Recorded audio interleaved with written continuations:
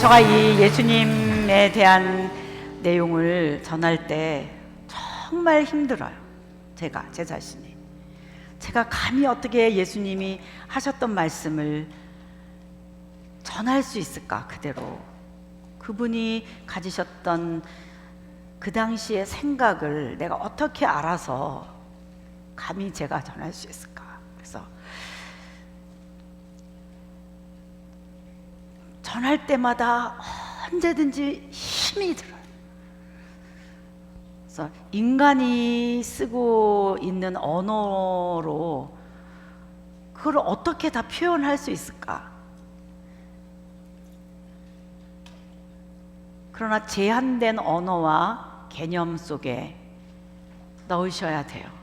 하나님이신데 사람이다. 그거를 알기 시작하는 게 얼마나 신비로운 거예요. 하나님이신데 사람의 몸을 입고 오셨다.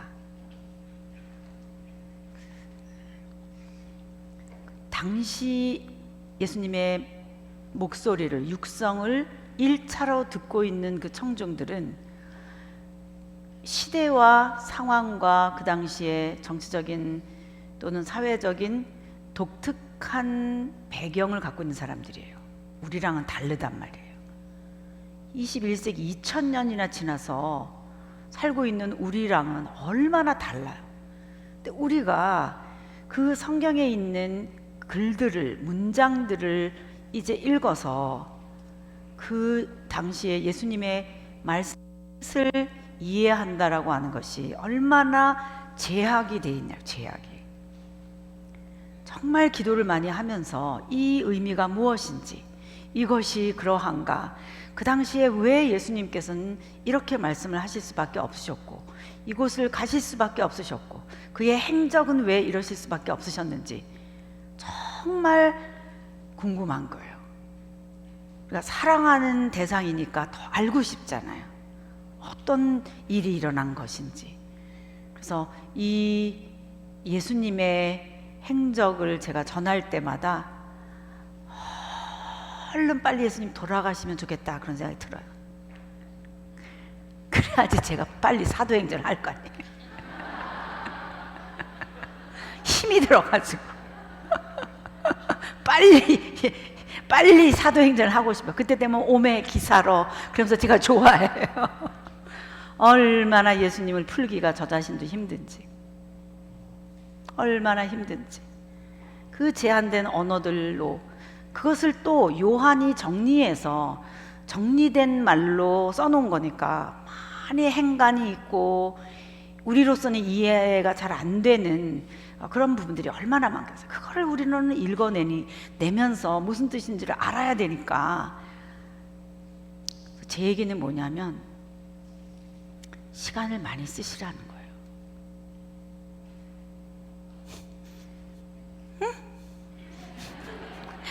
시간을 안 쓰고 어떻게 알겠냐고. 우리가 영어를 공부한다, 수학을 공부한다, 이것도 시간을 얼만큼 쓰느냐잖아요. 누가 얼마만큼 더 시간을 써서 공부를 하면 더 많이, 그러면 이해가 더 많이 되는 거잖아요. 마찬가지거든요. 시간도 안 써, 뭔지도 모르는데도 아무렇지도 않아. 근데도 예수님은 잘 믿어. 제가 오죽하면 이 신약 내비게이션 책 뒤에 예수는 모르는데 예수는 잘 믿는다 이렇게 썼겠어요.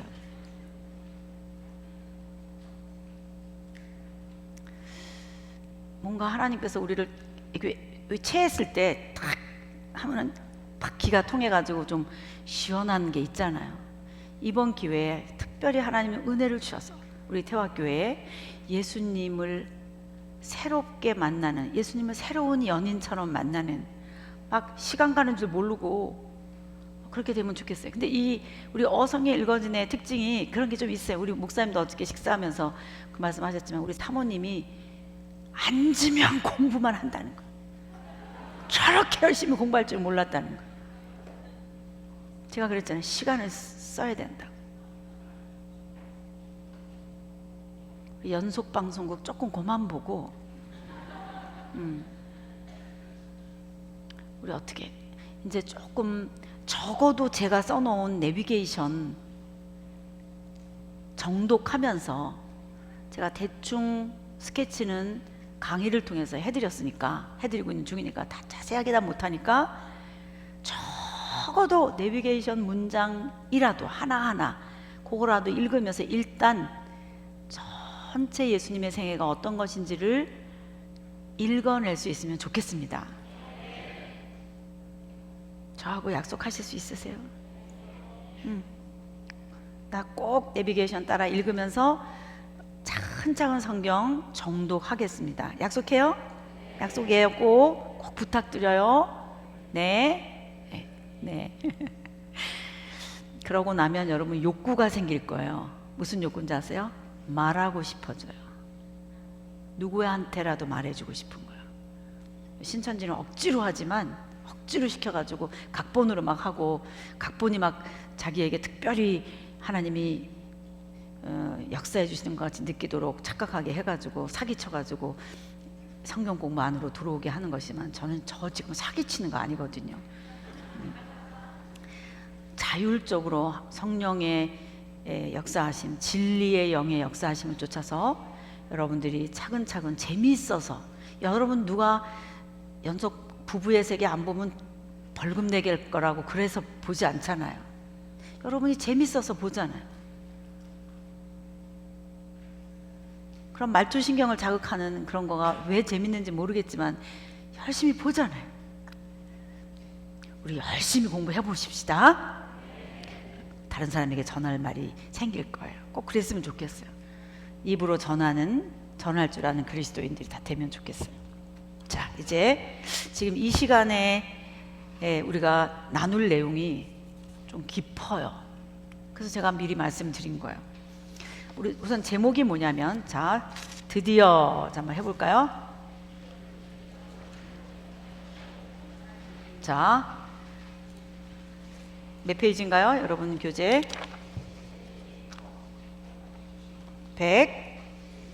71페이지. 자, 한번 읽어볼까요? 드디어, 시작. 드디어 갈릴리를 떠나.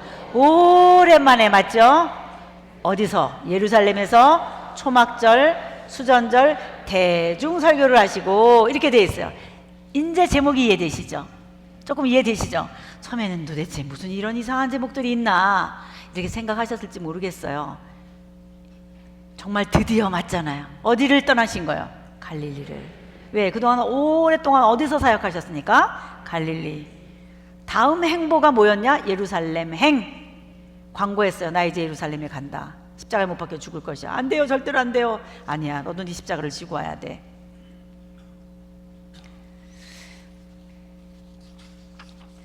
나를 위하여 목숨을 버리면 다시 내가 너희들 목숨 다 되돌려 줄 수 있어.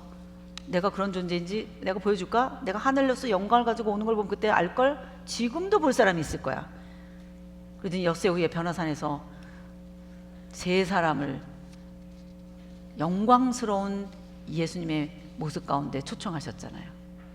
지금 그거 있고 나서 무슨 일이 일어나나? 이게 드디어 갈릴리를 떠나 오랜만에 예루살렘에서 초막절, 수전절, 대중설교를 하시고, 그 다음 과 제목이랑 연결이 되어 있어요. 왜냐면 211페이지 가보세요.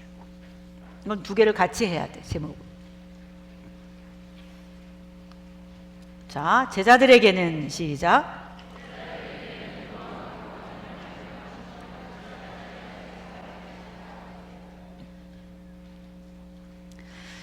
대중을 상대로 해서는 예루살렘에서 초막절, 수전절에 뭔가 하실 걸 하신 거예요. 이게 5과예요. 제자들에게만 따로 뭔가 하실 말씀이 있어서 한 강론들이 남아있는 거예요. 그게 레슨 6, 6과예요. 왜 제가 이렇게, 여러분들은 생각지도 않았었을지 모를 이상한 제목으로 그것도 두 과를 하려 했을까요? 드디어 갈릴리를 떠나 오랜만에 예루살렘에서 초막절, 수전절 대중 설교를 하시고 제자들에게는 유언강론, 감다포, 감남산 강론, 다락방 강론, 포도나무 강론 이거를 남기신 후 그 다음 십자가에 처형되시다. 십자가에 돌아가실 때까지인 거예요. 그러니까 5과하고 6과는 대중이 달라요. 대상이 달라요. 하나는 모든 백성들이에요. 5과는. 그 다음 예수님의 제자들에게만 이렇게 돼 있어요. 거의 유언과 같은 아니면 또는 총정리와 같은 예수님의 결론 설교예요. 결론 강론들이에요. 왜 그럴까요? 이제 6개월밖에 남지 않은 때예요. 예수 그는 누구신가에 대하여 성경적으로 또는 그들이 이해하고 있는 지금까지 알고 있는 개념에서부터 출발해서 그들이 그러니까 예수님이 아무리 설교를 잘하셔도 아무리 뭔가 설명을 잘하시고 강론을 잘하셔도 이해하지 못하면 소용없잖아요. 눈높이를 못 맞춰가지고 그들이 이해하지 못하면 아무리 강론을 잘하셔도 소용이 없다고요. 눈높이를 맞춰야 되는 거예요. 그게 참 앞에서 말하는 사람들의 그 어려운 점 중에 하나거든요. 어떻게 해서든지 그들이 이해할 수 1차 청중인 그들이 이해할 수 있는 데서부터 출발하려면 그들이 어렸을 때부터 회당에서 뭐를 배웠으며 또는 메시아는 어떤 존재인지 어떤 프로필을 가지고 있으며 메시아 그러면 어떤 그림이 그려져 있으며 그들이 지금까지 그 하나님의 나라라고 하는 개념을 어떻게 이해하고 있으며 뭐 이런 어떤 그들의 기본 바탕을 깔고 설교를 잘 하셔야 이해가 되는 거거든요. 예수님도 얼마나 그들에게 눈높이를 맞춰서 말씀하시기가 쉽지 않았겠어요. 그럼에도 불구하고 언제쯤 가서는 그들이 이해할 수 있는 말로 예수 그는 누구신지를 결론처럼 말씀을 하셔야만 하는 거예요. 그거를 5과에서 이 오랜만에 MT한 그게 초막절 즈음에 MT를 했는데 그 초막절 즈음에 초막절 중간에 예루살렘에 나타나셔서 대중들에게 그거를 하셨다는 거예요. 어떤 식으로 하셨을라나 그런 궁금증을 관전 포인트를 안고 5과를 쫓아오시면 좋겠어요. 전체적인 프레임을 아시겠습니까? 네, 5과 제목 다시 한번 하겠습니다. 드디어 시작. 드디어 갈릴리를 떠나 오랜만에 자 초막절은 10월이고요. 수전절은 12월이에요. 수전절은 뭔가 우리 마카비 혁명 공부했던 거 기억나시죠? 네. 그래서 성전을 이 에피파네스 4세 같은 이 그리스 왕이 더럽혔을 때 그곳에서 혁명해가지고 성전을 깨끗하게 다시 수리하고 하나님께 예배하는 그때 그 명절 BC 165년경에 그 명절이 수전절이란 말이에요. 크리스마스 때예요. 12월경 크리스마스 즈음. 자, 그런 그러니까 12월경과 10월경에 예루살렘 성전에 나타나셔서 대중을 향하여 어떤 일을 하셨는가? 자, 우선 범위를 조금 볼게요. 시간적 범위.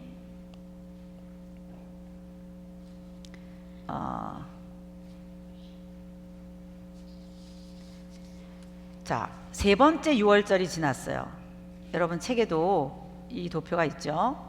세 번째 6월절 지난 초막절, 두 6월절 지난 초막절 제자훈련 MT까지 갈릴리 사역 완료.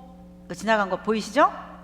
네, 드디어 초막절인 거예요. 10월 Y좌표 이동 어디로 가시냐? 예루살렘 성전. 거기서 뭘 하셨냐? 초막절 성전 설교를 하셨다 이거예요. 이게 지금 십자가에 못 박혀 돌아가시는 때까지 약 6개월 정도 남은 때인데 이게 지금 6월절 4예요. 이때 십자가에 못 박혀 들어요. 6월절 1, 6월절 2, 6월절 3, 6월절 4. 우리가 X좌표 할 때 공생의 3년을 6월절로 기점을 했었는데 그 마지막 6월절인 거예요. 십자가에 못 박혀 돌아. 세 번째는 오병이요. 두 번째는 안식일, 첫 번째는 예루살렘 성전 청결케 하는.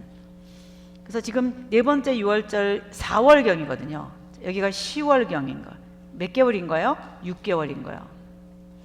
그런데 요한복음을 보세요. 자, 이 화면을 먼저 보시고 요한복음 7장을 열어보세요. 지금 이 Y좌표 이동하는 순간, 오랫동안 갈릴리에 계시다가 이동하는 순간이 요한복음에서는 7장밖에 안 돼요. 이게 무슨 말일까요? 지금까지 우리가 예수님의 공생의 3년을 공부하고 있는데 전체적인 거로 본다면 이렇게 생겼어요.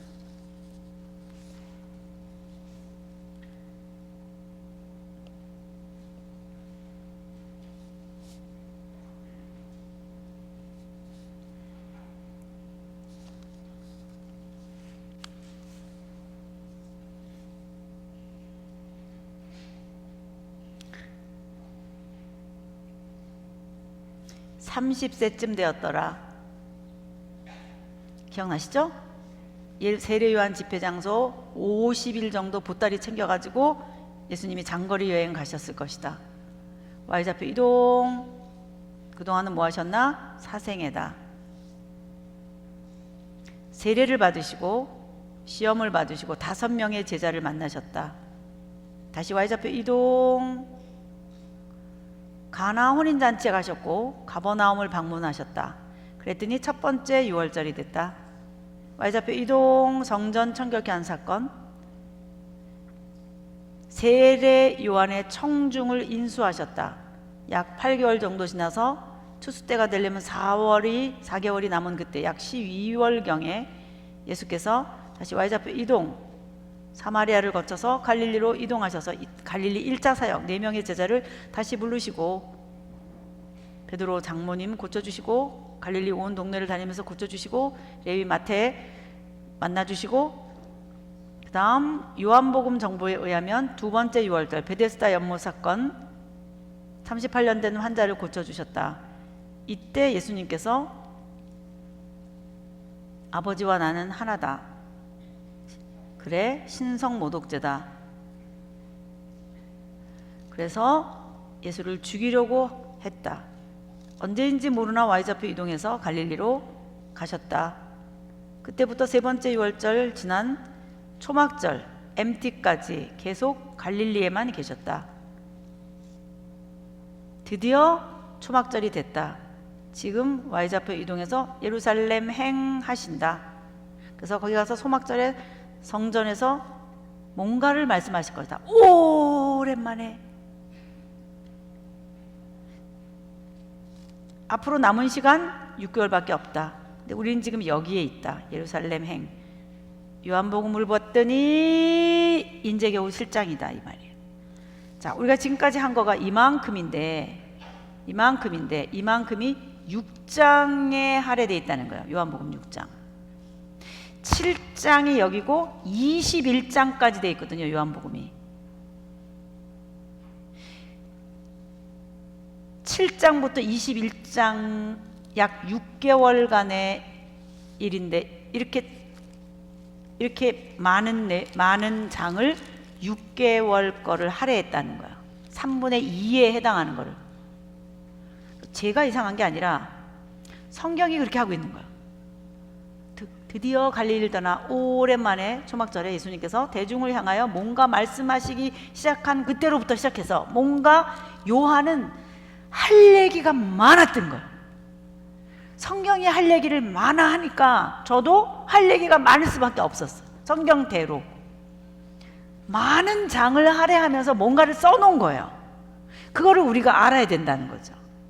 중요하니까, 기억에 남으니까 요한이 썼을 텐데 우리도 한번 그렇게 해보자는 거죠. 무슨 말인지 이해되시죠? 네. 자, 우선 이렇게 생각하시면 좋겠어요.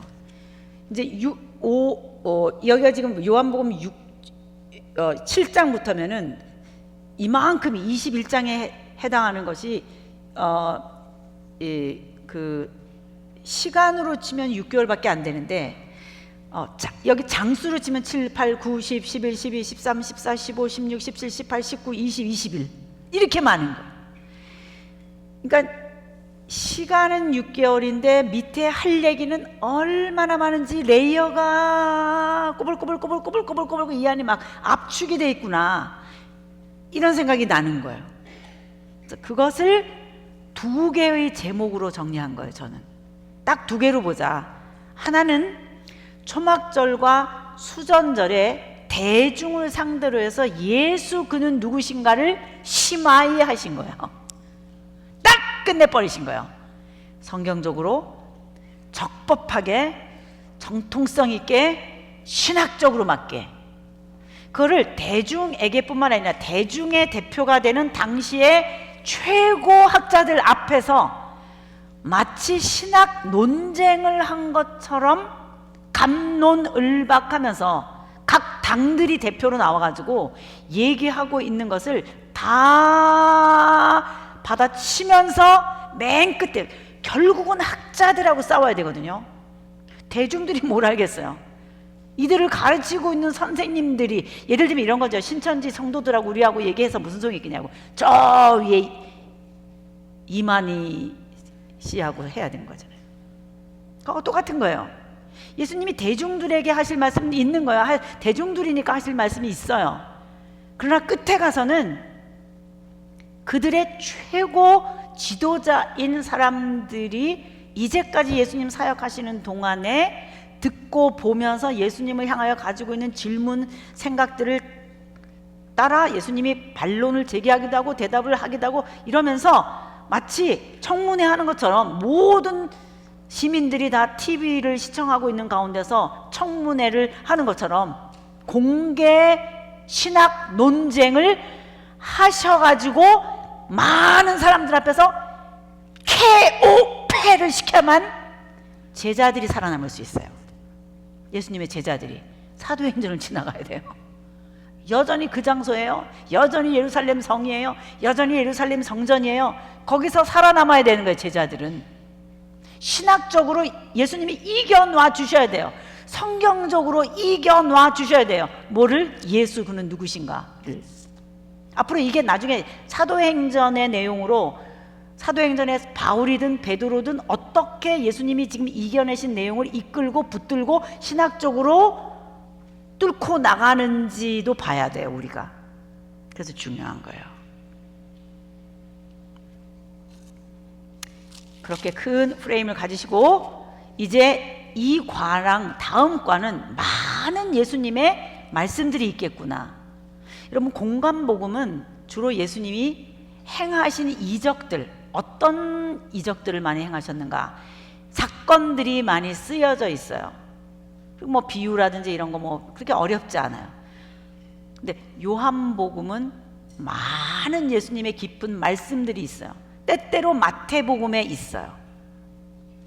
그래서 우리가 마태복음 약관과 요한복음 정보를 가지고 이 기간 동안에 오랜만에 나타나셔서 예수님이 어떻게 예수 그는 누구신지를 결론을 맺어서 사도행전으로 토스해 버리시는가. 예수님의 제자들이 이제 이거를 받아가지고 그 똑같은 대제사장들과 학자들의 세계를 뚫고 세계로 나가야 되거든요. 전 세계로, 열방으로.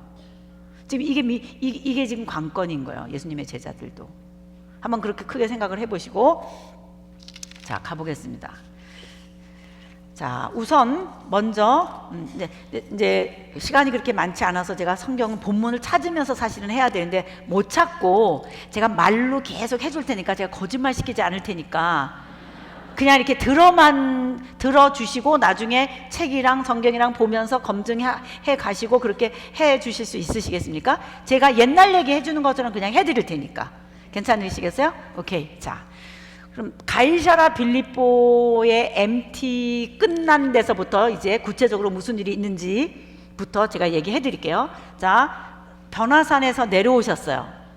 물에도 빠지고 불에도 빠지는 것처럼 귀신 들린 아이를 데리고 와서 고쳐달라 그러니까는 제자들끼리는 못 고쳐줘서 기도 위에는 이런 것들이 이런 유가 나갈 수가 없느냐, 그런 거 여러분 들어보신 적 있으시죠? 네, 산 밑에서는 그런 일이 일어났어요. 자, 그리고 나서 예수님은 제자들과 함께 집에 가세요. 가버나움으로 들어가세요. 지금까지는 갈릴리 가버나움 쪽에 계셨어요? 은둔이셨어요? 은둔이셨어요. 많이 이방 땅을 다니셨어요. 그러다 은둔의 끝이 가이사랴 빌립보였어요. 그러다가 이제는 어디로 결국 들어가시게 됐다? 가버나움으로 들어가신 거예요. 집에 가셨다는 뜻이에요. 갔더니 세금이 많이 밀린 것 같아요. 고지서가 날라온 것 같아요. 세금 내라고 낚시해가지고 베드로가, 기억나세요? 네. 그리고 나서 하는 일이 그리고 나서 있는 이 상황에 중요한, 잊어버리면 안 되는 중요한 하나의 기류가 생겨요. 기류. 그게 뭐냐? 드디어 우리가 예루살렘으로 간다 이거야. 그러면 누가 예수님의 오른쪽에, 누가 예수님의 왼쪽에 앉을 것이냐 이거예요. 아주 구체적인 공천 사건이에요. 누가 공천을 받을 것이냐요. 대통령이 되기 이전에 함께 그 당에 들어가서 공로를 세운 사람들이 나중에 공천을 받는 거예요. 조금씩. 뭐 장관도 되는 것이고 뭐 이렇게 되는 거 아닙니까? 이 정치 세계라는 게 정말 무섭더라고요. 또 뭐 정치인들이랑 많이 있어 봤습니다. 우리나라에 와가지고. 한때 정말 그 세계가 더럽더라고요. 한순간에도 땅을 꼬그라박혀 그냥 공천 안 되면 끝나더라고요. 그냥 끝나더라고요. 비참해지더라고요. 아무것도 없어요. 그냥 알거지가 돼버리더라고요. 어쨌든 지금 제자들은 예수님이 예루살렘에 가셔서 이제 하실 일이 예수의 소위 혁명정부, 반로마 세력으로서 자유롭게 독립해서 로마로부터 마카비 시대처럼 구원을 받는 그런 하나님의 나라가 다윗 시대와 같은 때가 오지 않겠는가, 이런 걸 생각합니다. 이분 정도면 그 캐릭터가 되지 않겠는가. 우선 경제 문제 없어. 오리떡 5개와 물고기 2마리로 5,000명을 먹었지. 경제는 끝난 거야. 경제 확실히 살리신 거야. 확실히. 모든 게 거의 왕들이 하는 일은 빵 문제입니다. 다 빵 문제. 결국은 빵 문제고, 누가 빵을 많이 가져가요? 빵 문제인데 경제 문제 이거 완전히 해결해 줄 수 있는 분 아니냐는 거죠. 오죽하면 임금 삼으려고 그랬겠어요. 이게 그냥 우리 입에서는 그냥 임금 삼으려고 그랬다, 그냥 흘러가는 얘기지만 실제로 생각을 해보시라고. 그 누구가 반대하겠는가. 그런 세력들도 있었었고 왕을 세우겠다는 세력들도 있었기 때문에 이거는 뭐 너무 분명한 거예요. 그렇게 되면 서로 어디에 앉을 것이냐가 관건인 거예요. 그래서 그때부터 생긴 이슈가 누가 크냐예요. 이 누가 크냐가 어디까지 가냐. 십자가에 못 박혀 돌아가시기 전에 일주일 그 기간 안에 있었던 일, 발 닦아주고 세족식 할 때까지, 그 하실 때 이유가 뭐냐. 계속 오는 길에 예루살렘 행, 지금부터는 계속 예루살렘 행이에요. 예루살렘 그 마지막 십자가를 향하여 가는데, 그렇게 십자가에 못 박혀 돌아가시기 그 전날까지도 이슈가 누가 크냐였어요. 계속 그 정치적인 자리 싸움이었어요. 그걸 기억하고 있어야 돼요. 이때부터 있었던 누가 크냐여서 이제는 예루살렘 행이라고 하는 구체적인 문제 때문에 이런 문제가 생겼구나. 그걸 꼭 기억하고 있으셔야 돼요. 자, 그 다음 두 번째, 지금 이 상황에서 예수님은 갈릴리 사역을 완료시킬 때 추수꾼을 들어가지고 바로 요 때에는 사람을 사서라도 추수를 해야 된다고 생각한 거예요. 그래서 제가 지난번에 머리가 어지럽고 그래도 여러분들에게 와서 이것을 해야 되겠다 생각하고 했는데 또 지혜롭게 목사님 말씀해 주셔가지고 2주를 연기했어요. 그래서 120문도가 들어왔어요. 아, 나네. 이런 분 여기 계실 거예요. 너무 고맙습니다. 좀 120문도라고 생각하면서 기도해. 주여 120문도 이렇게 기도하고 있어요. 제가 때때로 예수님께서 이 땅에 오셔서 사역할 때 예수님이 함께 제자들과 사역을 하신 이유가 뭐냐면 그들을 훈련시켜서 예수님의 사역을 이어가게 하시기 위해서예요. 계속 예수님이 일하시는 건 아니잖아요. 예수님은 떠나실 거니까. 그러면 그거를 이어서 누군가를 하셔야 되는데 그걸 누가 하시겠어요? 같이 경험해 본 숙련공들이 해야 되는 거거든요. 그래서 제자들이 그런 사람들인 건 거예요. 그런데 그런 제자들이 사역을 할 때 대중들이 있는 거예요. 즉 성도들 때문에 목사님들이 일하시는 거나 마찬가지인 거예요. 귀한 분들이에요.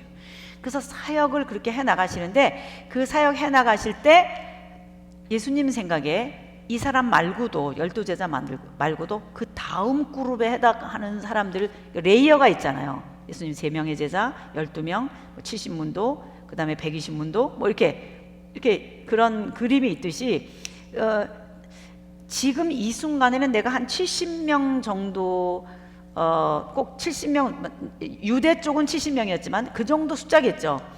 조금 더 리더십 그룹이 있으면 좋겠다고 생각하신 거예요.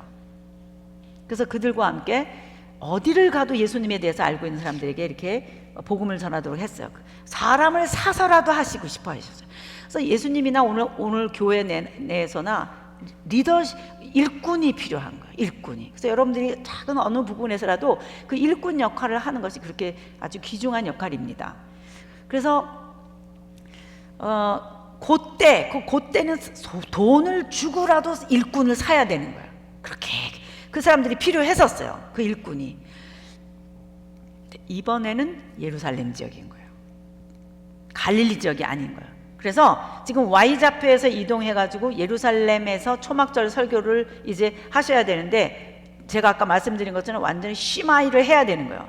예수 그가 누구신지를 이제는 미혹하게 한다. 저 사람이 예수님 재판할 때 저기 이 갈릴리 사람인데 갈릴리에서부터 여기까지 사람들을 미혹해 하면서 우리를 그냥 아주 헷갈리게 만들고 말이야. 사람을 홀리게 만든 이 사람이라고 이렇게 빌라도에게 예수님의 프로필을 소개했단 말이에요.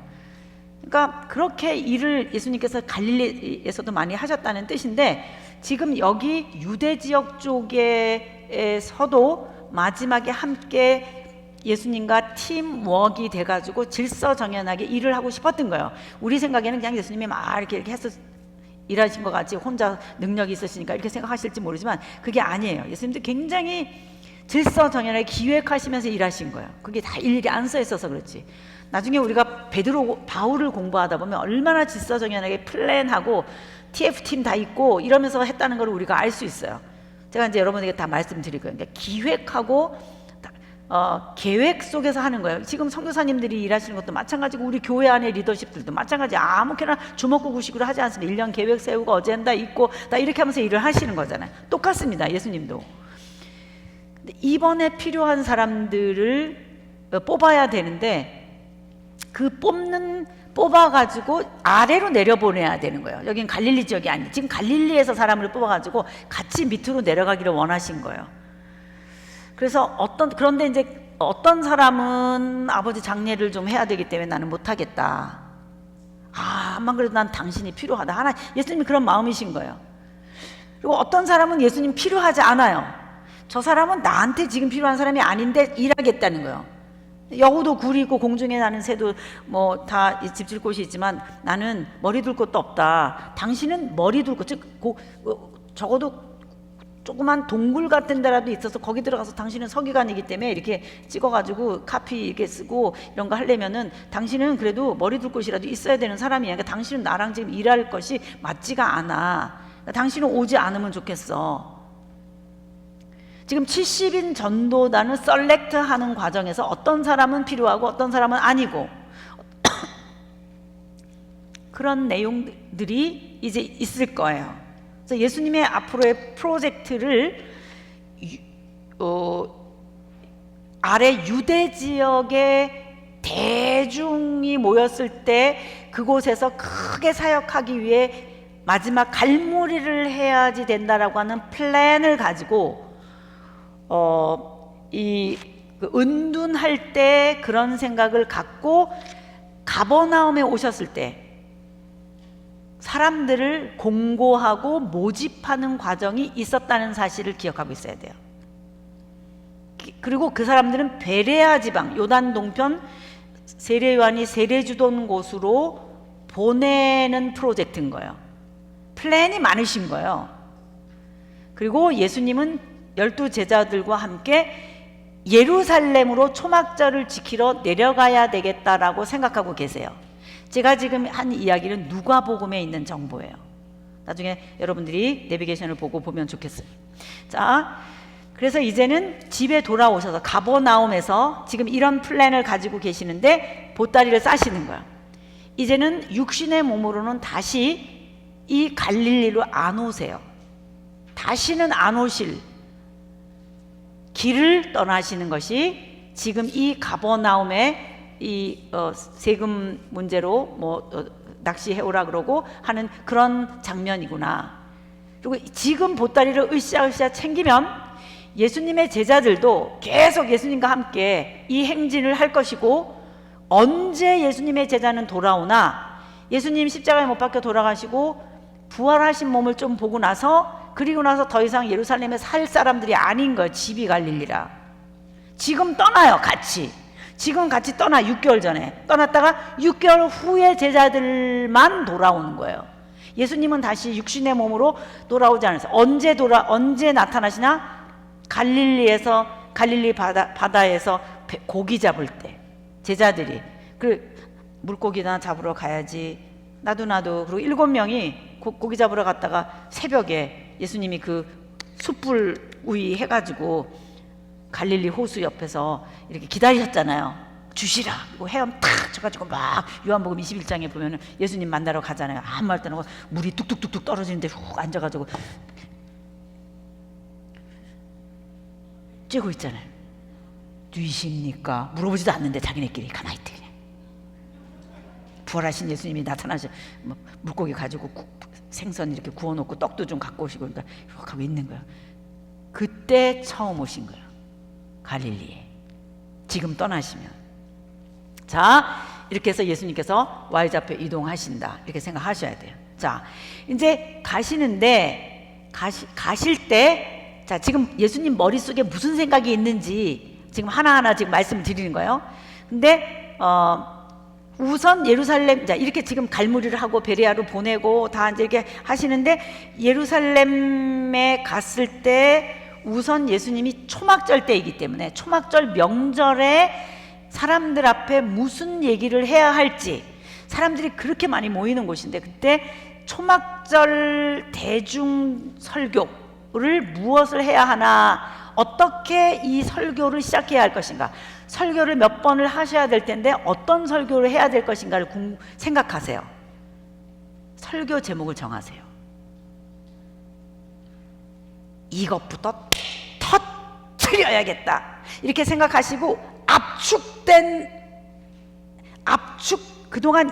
그동안 말하고 싶었지만 못했었던 그 압축된 에너지를 가지고 팍 폭발시키듯이 이 설교 해야지 라고 생각한 설교가 있으셨어요. 그래서 그 설교를 하세요.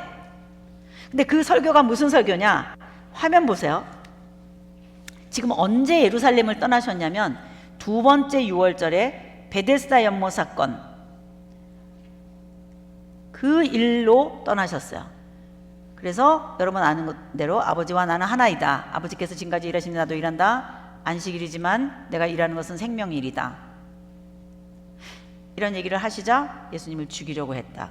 기억나시죠? 네. 여기가 예루살렘 분위기의 끝이에요. 오랫동안 계셨어요. 드디어 초막절에 Y좌표 이동, 예루살렘 행 하셨어요. 그럼 초막절 설교를 뭘 하셔야 되냐? 이 설교를 하시는 거예요. 이 설교가 무슨 설교냐? 안식일 논쟁에 관련된 설교인 거예요. 여기서 끝났기 때문에 이거 가지고 다시 이어서 이 설교를 하시는 거예요. 제가 지금 여러분에게 말씀드린 것을 머리에 갖고 요한복음 7장을 열어야 읽을 수 있어요. 이제야 읽을 수 있는 거예요. 요한복음 7장을. 자, 7장 보시겠어요? 예수님은 갈릴리로만 다니셨다 이렇게 돼 있어요. 왜? 유대인들이 죽이려고 했기 때문에. 이해되세요?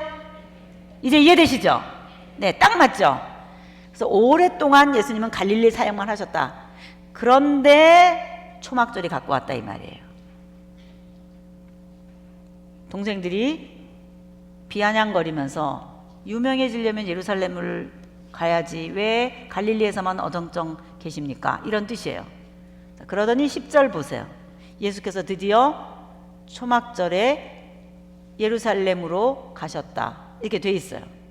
그러니까 이 7장 10절은 여러분들은 그냥 아무렇지도 않게 뭐 예수님이 어디를 가시든 지금이 여기가 언제이든 갈릴리든 유대든 예루살렘이든 아무 생각 없고 그저 오늘 나에게 주시는 말씀이 뭐가 있나 이렇게만 성경을 읽으실 수도 있으셨을 텐데 굉장한 터닝 포인트인 거예요. 지금 이 7장 10절은 드디어 명절에 나타나신 거예요, 예수님. 자, 그런데 보니까 14절에 보니까 명절 중간쯤에 들어서서 성전 설교를 하세요. 이게 지금 대단한 순간이라고 생각하셔야 돼요. 오랜만에 드디어 예루살렘에서 초막절 설교를 하시는구나. 그 초막절 내용이, 설교의 내용이 뭐냐? 폭파, 이게 탁 터트린 것처럼 이렇게 이것부터 터트려야지. 그러면서 터트린 설교가 뭐냐? 지난번에 내가 이 문제로 떠났죠? 이 말인 거예요. 그게 뭐냐? 그 밑에 쭉 보세요. 17절, 18절, 19절, 20절, 21절, 22절 쭉 보시면 이게 그 내용인 거예요. One thing, 내가 한 가지 일을 했다는 거예요. 뭐냐? 안식일에 사람을 고쳐줬다는 거예요. 자, 우리 21, 22, 23, 24 눈으로 휙 좀 내려가 보세요. 눈으로 제가 지금 드린 말씀이 맞는지 보세요.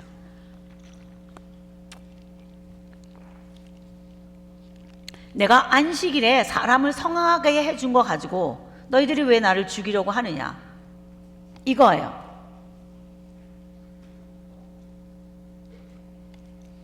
그러시면서 예수님께서 하나 이야기를 하시는 거예요. 여러분, 예수님의 생각은 뭐냐면은 8일 만에 할례를 주잖아요. 근데 8일째가 안식일이다. 그럴 경우는 어떡하냐? 이게 할라카, 법을 제정하는, 지금도 법을 제정하는, 계속 제정하고 있는 게 미시나 그 이후에 하시딤 운동 그 이후에 미시나라든가 탈무드라든가 지금도 계속 장로의 유전은 쌓여가고 있어요. 새로운 법을 제정하는데 이게 모세의 자리에 앉는 거예요. 장로의 유전인데 장로들이 그 이후에 세우는 건데 이게 모세의 자리에까지 올라가 있는 거예요. 지금 이런 새로운 권위를 가지고 있는 학자들, 장로들, 이런 사람들에 대해 예수님이 하시는 말씀이 지금 너희들이 하고 있는 게 법의 정신을 모르고 하는 것이다 이 말이에요. 어려운 말입니다, 여러분. 우리 보통 사람은 법의 정신 이런 말을 잘 모르거든요.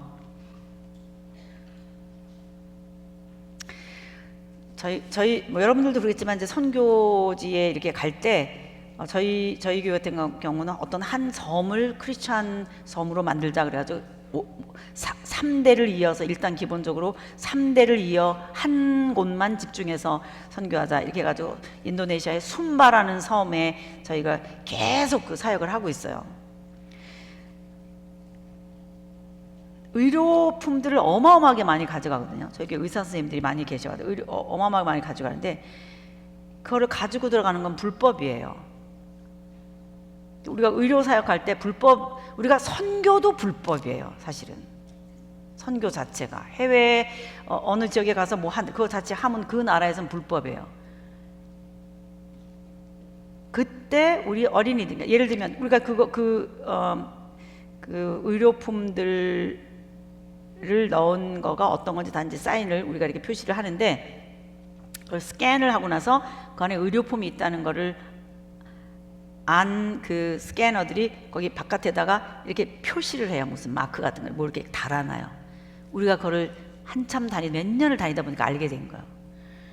손톱깎이를 준비했어요. 우리가 그래가지고 거기 표시되어 있는 걸, 사운드 오브 뮤직에 나오는 그 신부님들이 이렇게 자동차에서 이렇게 그 부속 부분들 다 이렇게 빼가지고 자동차 못 움직이게 해놓고 거기 있는 거 있잖아요. 그하고 똑같이 손톱깎이로 그걸 다 잘랐어. 그거 다 걸리면 우리가 의료 그 부상한 사람들 못하니까, 뭐 아이들 맨발로 다녀갖고 막 다 다리가 퉁퉁 붓지, 막 뭐 정말 거기는 버려진 곳이었거든요. 도착하고 하나도 안 걸렸어요, 다음부터는. 왜냐면 어떤 경우인지 모르니까.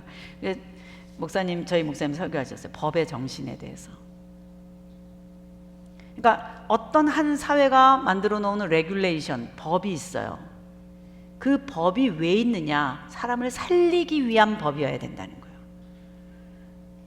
그래서 그 사람을 살리기 위한 법을 어기더라도 법의 정신이 무엇인지가 더 중요하다, 이거예요. 이건 굉장히 중요한 원칙이에요. 당시에 대회당이라고 하는 할라카 법을 만드는, 계속 레위기를 써내는 장로들이 아까 있었던 거예요. 그런 학자들이. 그리고 백성의 스승이라고 있었어요. 그래서 안식일에 상을 들고 가면 안 된다. 그러니까 너 안식일에 걸린 거라고 예수님이 그렇게 말씀하셨을 때, 예수님의 생각은 뭐냐? 너희들이 법의 정신을 모른다, 이런 뜻인 거야. 안식일의 뜻이 뭐냐? 생명을 살리는, 생명을 향한 창조의 돌진이 안식일 아니었냐, 이 말이거든요. 그렇기 때문에 예수님이 반론을 제기하면서 너희들이 안식일이지만 할례를 하는 이유가 뭐냐? 안식일인데도 할례는 왜 괜찮냐? 법의 정신 아니냐, 이런 것이거든요. 그래서 나도 너희들이 안식일에 생명이 왔기 때문에 안식일에 할례를 행하는 거는 괜찮다라고 너희들이 법을 새로 정한 것처럼, 나도 안식일에 몸이 불편한 사람을 고쳐준 것은 그것과 동일하게 법의 정신에 어긋나지 않는 일이다, 이렇게 반론을 제기하세요. 내가 안식일에 그 일을 한 것이 뭐가 문제냐? 그러니까 예수님은 당시에 유다이즘, 유대교 겉모습만 번지를 해가지고 백성을 이용하고 있는 이 상황 속에서 소경이 소경을 인도하는 것과 같은 리더십들의 상황 속에서 진정한 선생으로, 진정한 목자로 자기의 목숨을 내놓을, 양을 위하여 목숨을 내놓을 수 있는 리더십은 어떤 것인지를 보여내시는 분으로서 지금 이번 이 사건도 안식일을 나한테 범했다라고 말을 하지만 그거에 대해서 이렇게 반론을 제기하시는 거예요. 그러니까 이게 응축됐던 설교를 이건 준비된 설교인 거예요. 이건 딱 거기 가서 그 바닥에 하셔야만 하는 설교였던 거예요. 제가 지금 여러분에게 말씀드린 7장, 요한복음 7장의 그 내용이에요. 만약에 여러분들이 이거를 모르는 상황에서 이 본문을 읽으면요, 왜 갑자기 이 얘기를 하는지 여러분들이 이해도 안 돼요. 그래서 우리가 성경을 읽으면 동문서답 같았던 거예요. 사복음서를 특히 읽다 보면 예수님이 하시는 말씀은 무슨 말인지가 도대체가 안 맞는 것 같이 느껴졌던 이유가, 그 상황 속에서 그것과 관련된 말씀을 하시는데, 왜? 이거는 그 한 번에 XY 좌표가 만나는 순간인 건 거예요. 시간과 그 공간, 그 시츄에이션 속에서 하신 말씀이고, 바로 이때 요한은 그거를 듣고 쓴 말이기 때문에 그럴 수밖에 없는 거예요. 그러니까 지금처럼 우리가 시뮬레이션 쭉 시간의 순서를 따라서 이렇게 공부를 해보니까 퍼즐처럼 맞는 거예요. 그래서 7장에 예수님이 처음 오랜만에 갈릴리를 떠나서 오랜만에 예루살렘에서 처음 하실 수밖에 없었던 설교는 이 안식일과 관련된 그 내용이구나 라고 생각하고 이 본문을 읽을 수 있는 거예요. 이제야. 이게 지금 24장까지의 내용입니다. 내가 안식일에 자, 위에 23절 다 할례, 안식일 관련된 내용이잖아요. 이제 이해되십니까? 네. 자, 그 다음 25절을 보세요. 이게 지금 초막절 설교예요. 이게 어디까지 가나? 자, 지금 7장, 8장, 9장 성경 넘겨보세요. 10장 21절까지가 초막절 설교예요. 넘겨보세요. 7장, 8장, 9장, 10장 21절. 이걸 이해해야 돼요. 오랜만에 예루살렘에 나타나셔서 예수님께서 무엇을 말씀하시기를 원하셨느냐. 한마디로 말하면 예수 그는 누구인가인데, 예수님이 하시고 싶은 말씀은 나는 그리스도다예요. 나는 그리스도. 그들이 이해하고 있는 용어예요. 자, 이제 보세요. 그거를 전제하고 한번 들어보세요. 25절부터 보면은 예루살렘 그 성에 있었던 사람들이 오랜만에 나타난 예수님에 대하여 하나님을 이 사람 그 죽이려고 했었던 그 사람 아닙니까? 맞죠? 네, 죽이려고 했었다고 그랬잖아요. 죽이려고 했었던 그 사람이 이 사람인데 당국자들이 지금 여기서 지금 설교하고 있는 이 사람에 대해서 아무것도 손대지 않고 있다는 것은 이 사람을 결국 우리의 구원자요, 우리의 왕이요, 우리의 선지자요, 우리의 대제사장이요, 우리의 모든 것 되는 그런 그리스도로 알고 있고 정의 내렸다는 뜻인가? 라고 하는 여론이 생긴 거예요. 그러면서 하는 말이 우리가 배우기에는 그리스도란 어디서부터 왔는지를 알 수 없는 존재다라고 학교에서 배웠다는 거예요. 회당에서 선생님들한테 그렇게 배웠다는 거예요. 그게 무슨 뜻인가? 땅에서 난 자가 아니라 하늘로서 온 존재라고 배웠다는 거예요.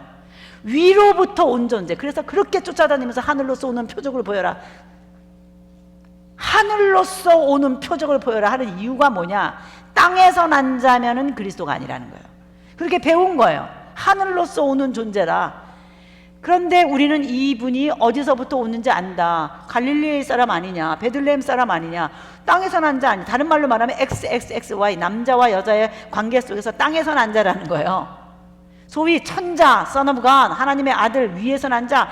공자가 얘기하는 철왕도 땅에서 난 자가 아니에요. 전 세계에서 기다리고 있는 각각의 구원자, 각 나라에서 자기네들의 영웅, 자기네들의 국부, 자기네들의 문제를 해결해주는 그런 구원자의 출생 신분은 땅에서 난 자가 아니라고 생각해요. 다 하다못해 알에서라도 나와야 돼요. 알. 난생설화가 왜 있는 줄 아세요? 그거예요. 하다못해 알에서라도 나와야 돼요. 곰하고 굴 속에 들어가서 마늘 먹고 연기 마시고 그러고라도 나와야 되는 거예요. 그냥 보통 남자와 여자 사이에 그렇게 나오는 거는 구원자가 아닌 거예요. 천자가 아닌 거예요. 국부가 아닌 거예요. 구원자가 아닌 거예요. 이게 전 세계에 깔려있는 구원자의 프로필이에요.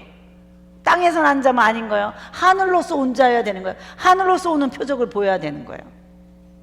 그랬더니 예수님께서 하시는 말씀이 너희는 어디서 오는지 너희들이 말하는 것처럼 하늘로서 와야 된다. 어디로 와서 오는 분인지 몰라야 된다. 그런데 맞다. 나는 위로부터 온 자이다. 내가 어디서부터 왔냐고? 나는 아버지께로서부터 왔다. 이렇게 얘기하세요. 그러면서 예수님께서 하시는 말씀이 뭐냐면 내가 땅에서 난 자가 아니요 하늘로서 온 자라고 하는 것을 증명하게 너희들이 그거를 알게 되는 때가 있는데 그게 뭐냐? 너희들이 나를 찾아도 찾지 못할 때가 올 거다. 시체도 못 찾을 줄 알아라. 이런 뜻이에요. 앞으로 나를 찾아도 찾지 못할 거야. 찾아도 찾지 못할 거야. 이런 본문을 여러분이 많이 읽으셨어요. 근데 그게 무슨 뜻이냐? 땅에서 난 자가 아니기 때문에 들리우신다는 거예요. 위로부터 온 자이기 때문에 잠시 동안은 너희들이 나랑 같이 있다 할지라도 너희들은 나를 찾아도 만나려고 해도 만나지 못할 것이다. 이게 그리스도의 내가 그리스도라고 하는 즉 위로부터 온 자라고 하는 거에 증거라는 거예요. 그게 증거가 될 거라는 거예요. 내가 위로부터 온 자라는 걸 알게 되는 증거가 뭐냐? 찾아도 찾지 못하게 될 거라는 거예요. 시체도 없을 줄 알라는 거예요.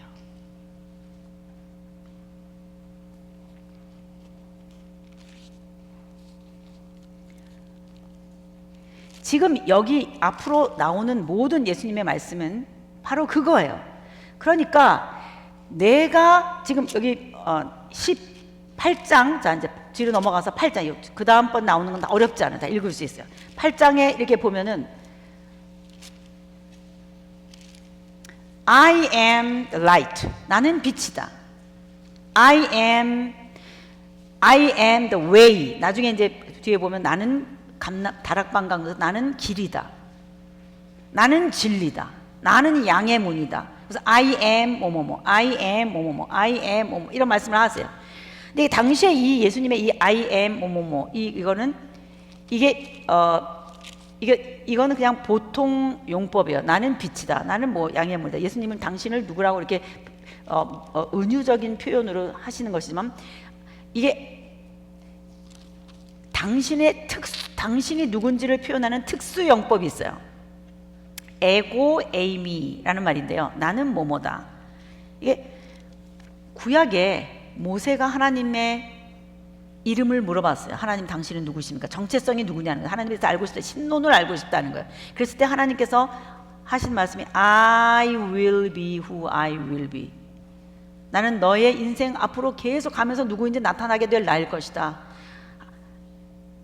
하나님은 시간의 제한을 받지 않기 때문에 과거에도 계시고 현재에도 계시고 미래에도 계시기 때문에 하나님의 존재 자체를 시제로 표현할 수가 없어요.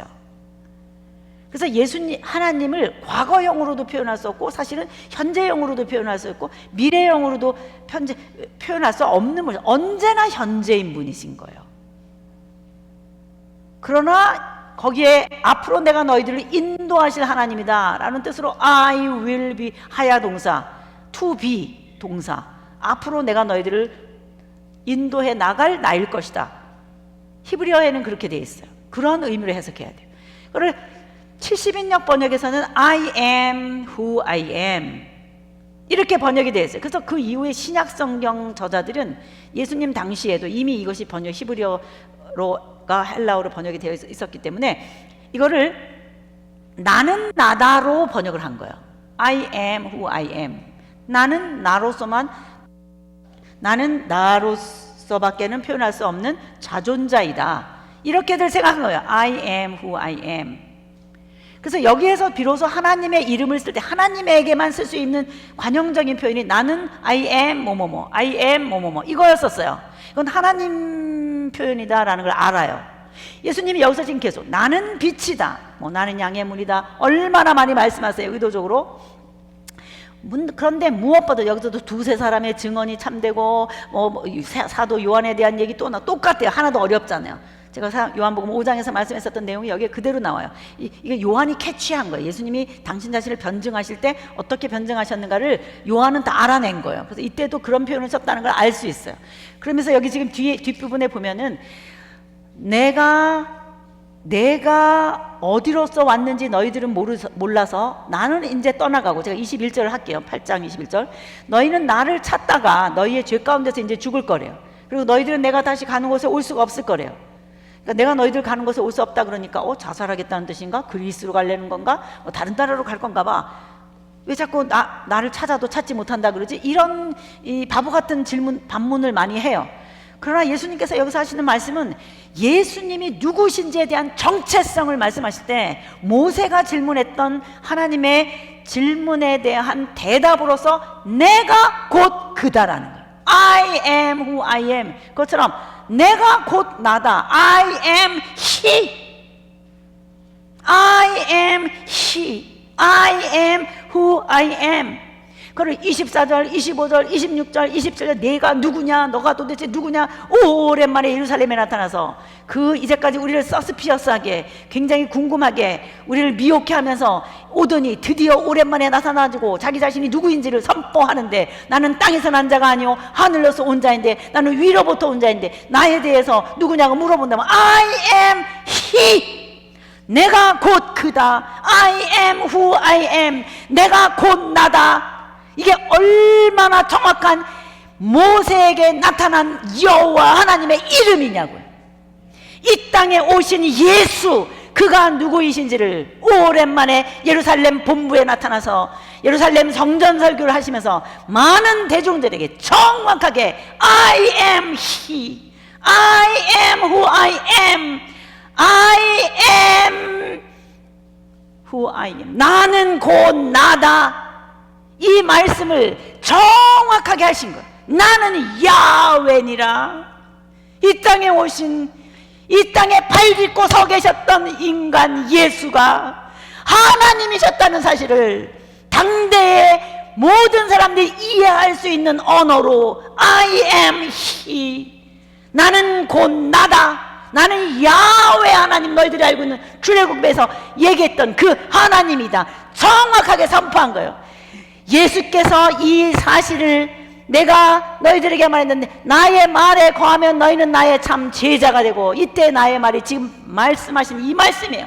예수 그가 누구인가라고 했을 때 예수는 야훼이시다, 예수는 하나님이시다 정확하게 알고 있는 이 내용, 너희가 진리를 알지니 이 진리가 너희를 자유롭게 할 것이니라. 이 땅에 서 있었던 예수, 이 땅에 발딛고 살았던 예수가 야훼 하나님이셨다는 사실을 아는 것이 진리인 줄로 믿습니다. 이 진리가 우리를 자유하게 할 것입니다. 죽음으로부터 자유하게 할 것입니다. 걱정으로부터 자유하게 할 것입니다. 진리를 알지니 진리가 너희를 자유하게 할 것이니라. 오늘 우리가 진리 확진자인 줄로 믿습니다. 이 땅에 있는 예수, 이 땅에 서셨던 예수가 야훼 하나님이심을 우리가 전 세계에 선포할 때 생명의 자유가 있을 것입니다. 이게 진리인 거예요. 하나님이 진리요, 구약시대 때도 하나님 그분이 진리이시오, 종교가 아니라 진리이시오.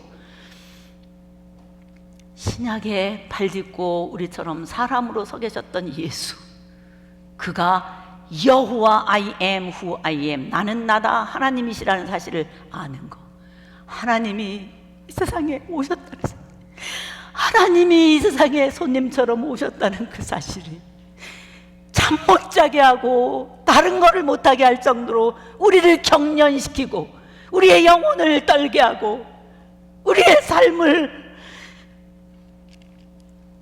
모든 것을 그곳에 집중하게 할 수밖에 없는 대주제 아니냐.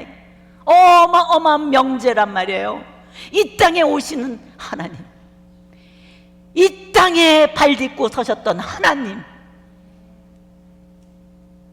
이거를 알고 있는 사람이, 이거를 알고 있는 사람들이 그냥 나 필요한 거 몇 가지 정도 구하느라고 교회 다니면 되겠냐고, 그저 기도해서 뭐 좀 얻어내는 거, 그 정도의 신앙이면 되겠냐고.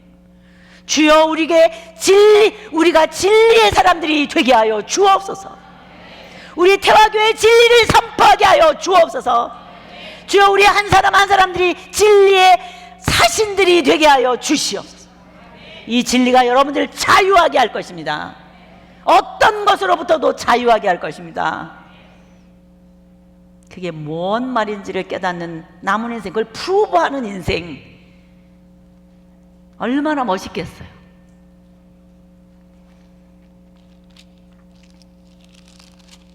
이게 초막절 설교예요. 오랜만에 예수 그는 누구인가, 멋있지 않아요? 이 본문이 여러분에게 읽히면 좋겠어요. 어렵지 않아요. 자, 그 다음에 이제 10장을 한번 보세요. 수전절이 10장 22절부터요. 21절까지 마크를 해놓으시죠. 여기까지가 초막절이다. 그 다음에 22절부터 때는 겨울이었고 수전절이다, 이 말이에요. 마카비 혁명이 일어난 그때예요. 그러니까 이 21절과 22절 사이에 언젠가 한 11월달쯤 됐을까요?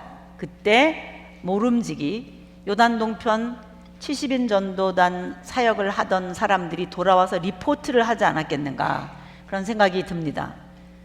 누가복음에 보면 한꺼번에 싸잡아서 한 문장 안에 써 있기 때문에 우리가 그거를 잘 모르지만 우리가 시간을 쫓아 생각을 해본다면은 아마 이때쯤이지 않겠는가. 그러니까 누가복음에는 그냥 스테이트먼트로 써 있어요. 근데 여기서는 우리가 시간을 계산해 본다면 아마 이쯤에 돌아온 게 아니겠나, 이런 생각을 해봅니다. 어쨌든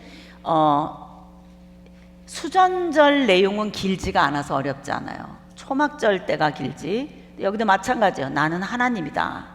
똑같습니다. 그래서 자기를 하나님이라고 하는 신성 모독, 하나님을 모독한 것 때문에 돌로 쳐서 죽이려고 한다.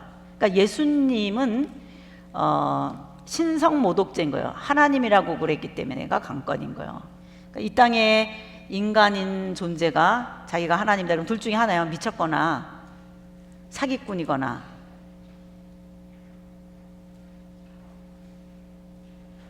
진짜 하나님이시면 4대 성인 중에 한 사람은 아니에요. 진짜 하나님이신데 4대 성인 중에 한 사람 될 수 없고요. 미쳤거나 사기꾼일 경우 4대 성인 중에 한 사람 될 수 없어요. 근데 보통 사람들은 다 4대 성인 중에 한 사람이라고 생각해요. 아니에요. 4대 성인 중에 한 사람일 수 없는 거는 본인이 하나님이라고 주장하기 때문에 안 돼요. 어떻게 인간이 하나님이에요? 성인 될 수 없어요. 훌륭한 사람 아니에요. 사기꾼이거나 정신병자일 수 있어요. 뭐가 아니면? 하나님이 아니면. 왜? 하나님이라 그러면 정신병자예요. 그러므로 완전히 하나님이라고 믿거나 사기꾼이거나 정신병자라고 생각하거나 둘 중에 하나지, 가운데 회색지대 4대 성인 중에 훌륭한 한 사람이다. 그것 자체가 말이 안 되는 거예요. 차라리 정직하게 미쳤다 그러는 게 낫다는 거예요. 이 사람들이 그러는 거예요. 미쳤다고 돌 들어서 죽이려고 하는 거예요. 그런 장면이 지금 10장 뒤에 있어요. 자, 그 다음에 아주 중요한 예수님의 행적의 라인을 긋게 하는 절이 40절이에요. 자, 우리 한번 읽어볼게요. 요한복음 10장 40절. 그러니까 수전절 지나고 나서, 자, 수전절은 짧아요. 내용이 지나고 나서 한번 읽어볼게요. 천천히 생각하면서 시작. 자, 지금 여기는 70인 전도단을 보내놨던 곳이에요. 70인 전도단을 보내놨던 것이에요. 미리 그 길을 예비케 했어요. 세례요한처럼. 예수님의 최종 목적지는 여기예요. 앞으로 3개월 동안 가 계실 거예요. 미리 그 길을 예비하게 하기 위해서 70인 전도단을 보내놓은 거예요. 자, 바로 이제 예수님의 그 다음 목적지는 그곳이구나 라고 하는 사실을 알 수 있어요. 그곳이구나. 자, 이제 화면을 보세요. 지금 터닝 포인트를 이제 완전히 새로운 장소로 가는 그것을 여러분이 아셨는데, 자, 여기 지금 초막절이에요. 이때 오셨어요. 지금 수전절, 여기에요. 수전절 12월경 이만큼 때까지 유대 지역 예루살렘을 중심으로 해서 계셨다는 뜻이에요.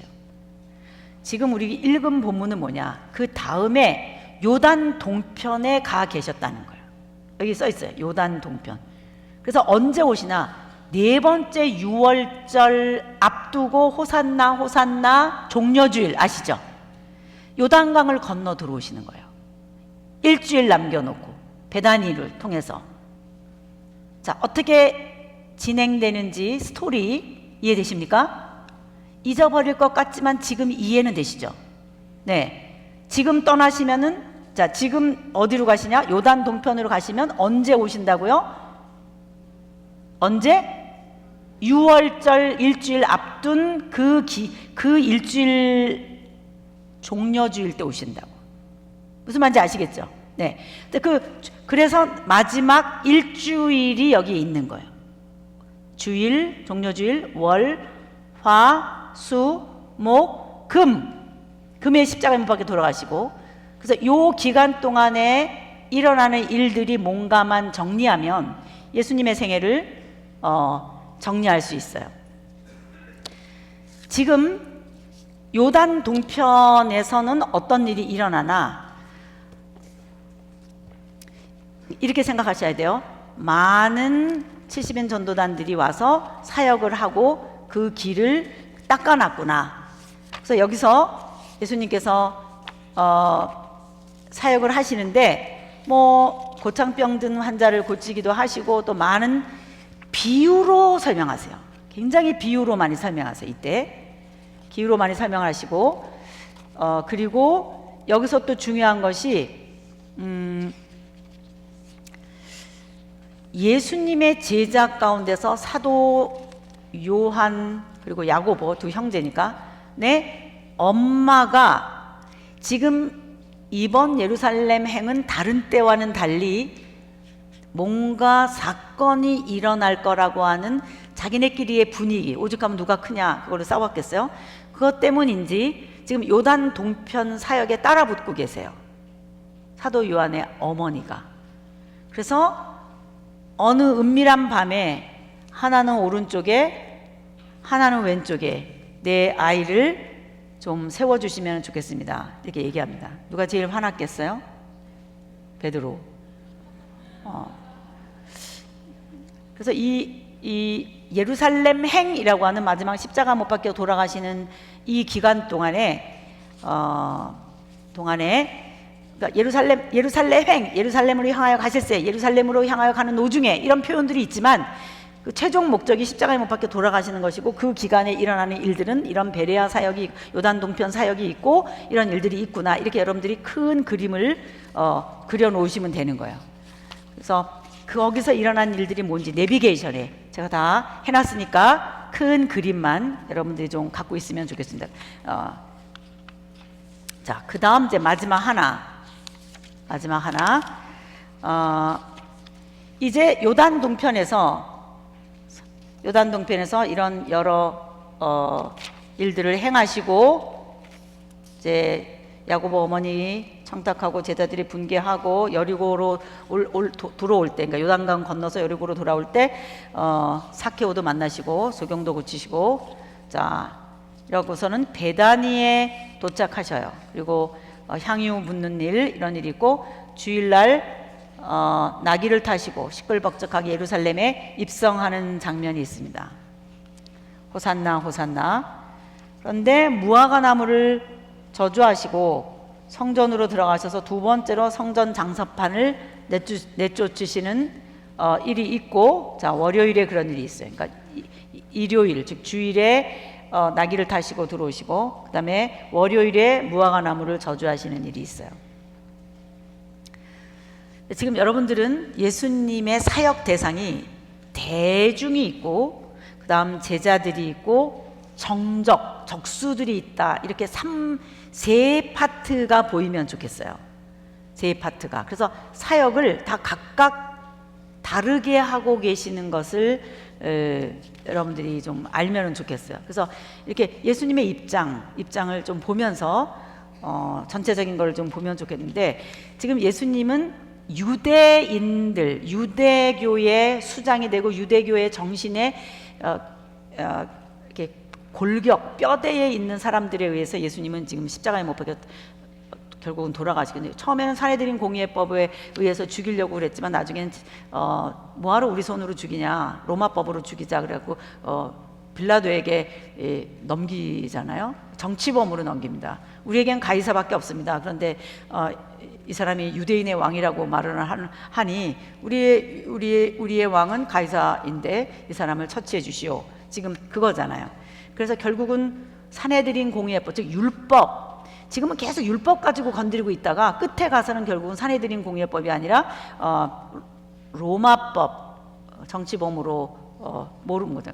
한쪽에 같이 죽었던 강도랑 같은 죄의 질이에요. 그러니까 그 사람들이 열심당원이거든요. 강도라고 불리는 사람들이 이제 산적처럼 산속에 있으면서 그 쿠데타 일으키려고 칼 들고 있었던 열심당원들이란 말이에요. 테러리스트들인 거예요.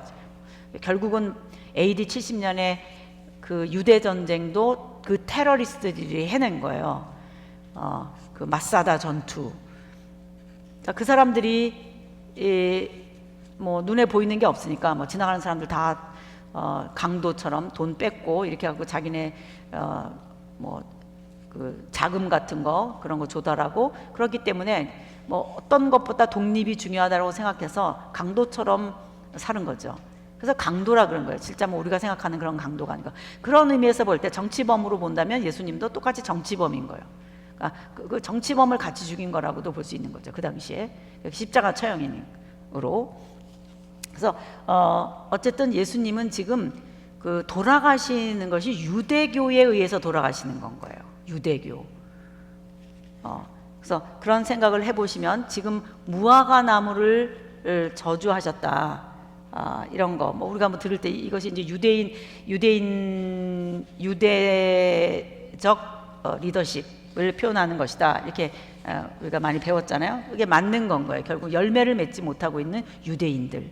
결국 유대인이 뭐냐는 거죠. 지금까지 창조부터 쭉 공부해 오면서 결국은 하나님이 관심을 가졌던 당시에 하나님의 국가, 하나님의 나라, 너로 인하여 모든 민족의 국민, 주권, 영토 만드시고 계속 일을 해오셨던 이 이스라엘이 오늘에 와가지고는 유대교라고 하는 이름으로 앉아 있는데 결국 그들이 하나님을 배신하고 지금 예수님마저 죽이려고 하는 이런 상황에 마치 요단 동편 베레아에서도 많은 비유로 말씀하신, 그 전에도 비유로 많이 말씀하신 비유의 역할이 있어요. 내비게이션에 제가 다 써놨어요. 들어도 듣지 못하게 하는 역할도 있고요, 한 번에 확 깨달을 수 있도록 한눈에 휙 보이게 하는 역할도 있어요. 비유가. 그러니까 이게 수사법 중에 하나이잖아요. 비유라는 것이 은유법도 있고 직유법도 있고 뭐 의인법, 풍유법, 우리가 수사법 여러 가지 있잖아요. 그 중에 이 비유법이라고 하는 것은 약간 그런 것 같기도 하고 아닌 것 같기도 하고 한눈에 그거를 딱 말해주는 것 같기도 하고 아닌 것 같기도 하고 이런 게 이게 비유거든요. 근데 이게 비유라고 하는 것이 우리가 신약적 용어로 생각할 때는 예수님의 비유, 그러니까 이 비유를 이제 신천지가 맨이 비유풀이 한 거죠. 구약에서 예언서가 그냥 다 비유예요. 다 은유요, 비유요, 수사법으로 다 표현을 해서 우리가 읽기가 어려운 거 전부 시예요. 시. 그리고 예언서가 다 시예요. 예수님이 신약 시대의 예언자신 거예요. 신약 시대의 예레미야나 이사야 같은 분이신 거예요. 기름 부음 받은 자, 선지자의 역할 중에 하나, 기름 부음 받은 자 중에 역할 중에 하나가 선지자잖아요. 그러니까 그런 역할로서의 메시지가, 그들에게 메시지를 전하는데 그 메시지가 비유인 거예요. 구약으로 말하면 예언서 같은 내용인 거예요. 알아들으려고 해도 잘 못 알아듣는 거예요. 어쨌든 지금 이런 비유적인 표현을 베레아 쪽에서 많이 하시다가 지금 재판받으시게 되는, 또 신앙 논쟁을 하게 되는 상황에서도 꼭 그 예언자들처럼 예레미야처럼 그리고 이사야처럼 비유로 말씀하시기 시작하세요. 그래서 이제 지금 우리 한번 마태복음 21장을 열겠어요. 지금 화요일에 마지막 예수군은 누구신가, 신앙 논쟁과 같은 거를 하시는데, 제가 그랬잖아요. 학자들 청문회처럼 갑론을박하시면서 예수님께서 케오승을 하셔야 된다. 신학적으로나 성경적으로나 정통성에 어긋나지 않게, 또 많은 백성들이 인정할 수 있는, 그들이 이해해야 되잖아요. 그렇게 해야지 된다라고 말씀드린 것처럼 지금 그런 순간인 거죠. 자, 우리가 초막절 때는 대중들에게 예수군은 누구신가 그러면서, 예수는 땅에서 난 자가 아니요 하늘로서 온 자, 나를 찾아도 찾지 못할 것이요 나는 야훼니라, 거기까지 말씀하셨어요. 내용이 굉장히 많아요. 그 당시에 터뜨리신 내용도 굉장히 많아요. 그런데 이제 이 화요일은 이게 스케줄이 이렇게 잡힌 거예요. 22장이 이게 지금 화요일인데요. 자, 이때 이제 이게 당이 바리새파 그룹하고 사두개파 그룹, 두 개의 그룹이 들락날락하면서 예수님하고 신앙 논쟁을 하고 있다고 생각하셔야 돼요. 화요일에. 자, 이게 마지막이에요. 마지막 일주일간의 화요일인데,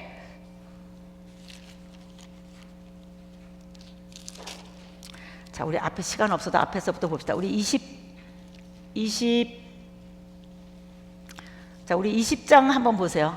자, 20장, 이게 베레아에서 예수님이 비유로 말씀하신 내용이고요. 20장 포도원 품꾼 비유 있죠. 그 다음에 17, 18, 19, 네, 여기도 예수님이 이제 예루살렘에서 돌아가실 것이다, 이런 내용이 있고요. 그 다음에 20절, 21절 보면은 하나는 오른쪽에, 하나는 왼쪽에. 베레아 쪽에서 있었던 일 그대로 정말 있고요. 그 다음에 요단강 건너서 오는 길에 여리고에서 눈먼 사람들, 또 이거 말고 또 다른 본문에 보면 사케오 만나는 그런 내용이 있어요. 오랫동안 베레아에 3개월쯤 있다가 4월경에, 12월경에 들어가셨다가 4월경에 오는 장면이에요. 그리고 21장 호산나 호산나 나귀 새끼 보이시죠? 네. 그리고 18절에 보니까 다시 새벽인 거예요. 그 다음 날인 거죠. 무화과 나무 저주하는 사건이 있어요. 그 다음에 23절, 이게 화요일인 거예요. 23절, 성전에 들어가서 가르치려고 하실 때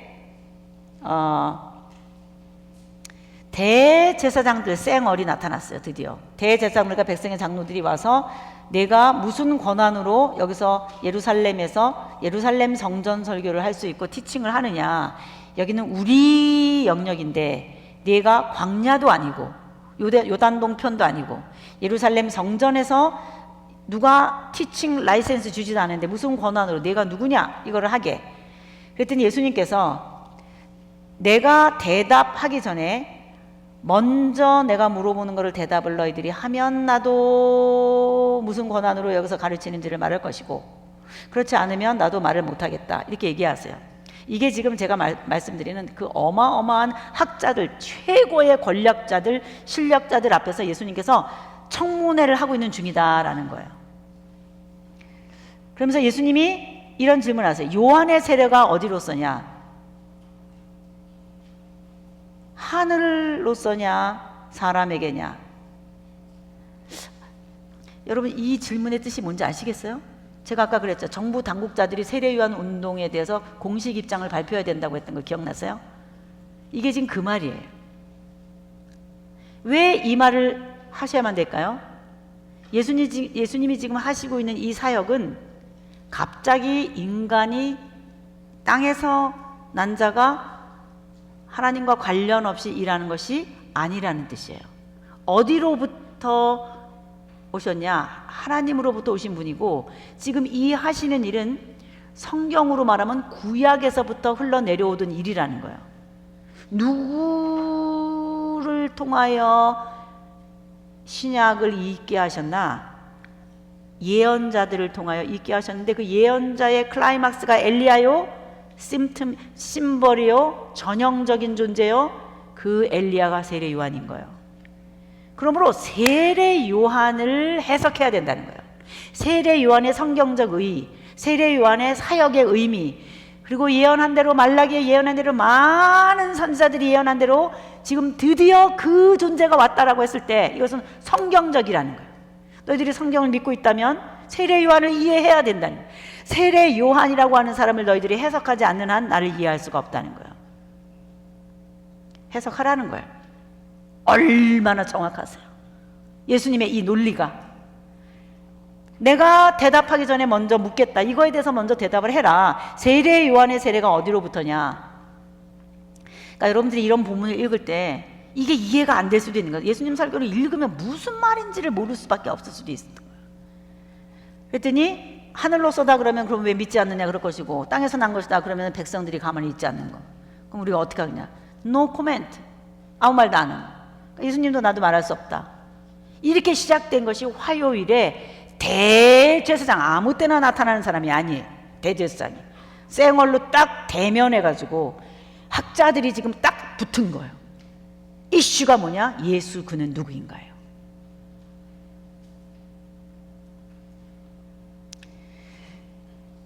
예수님께서 대답은 안 하셔서도 대답하세요. 어떻게? 비유로.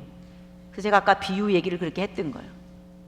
선지자랑 똑같아요. 예레미야가 한 말이나 이사야가 한 말이나 구약시대 때 그 왕들이, 권력자들이 하나님에게서 떠나서 성경이 뭔지도 모르고 하나님 믿는 게 뭔지도 모르고 권력 붙들고 그 안에서 종교 노름을 하고 있었던 그 사람들에게 하나님의 사람들이 나타나서 전했던 말씀이나 그때 했던 비유나 그때 했던 은유법이나 똑같은 거예요. 지금 그거 하시는 거예요.